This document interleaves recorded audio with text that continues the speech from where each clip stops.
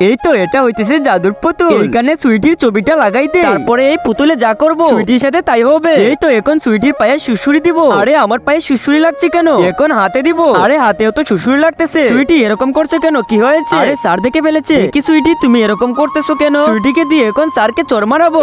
সুইটি হা। আরে আমি এটা কি করে ফেললাম? বলো আমাকে মেরেছো কেন? মিনা পুতুলটা দাও, এখন আমি আরো মজা দেখাবো। আরে এটা আমি কি করছি কিছুই তো বুঝতে পারছি না। আমার হাত অটো কেন কাজ করতেছে? আরে এখন তো সুইটিকে মাটিতে ফেলে দিব।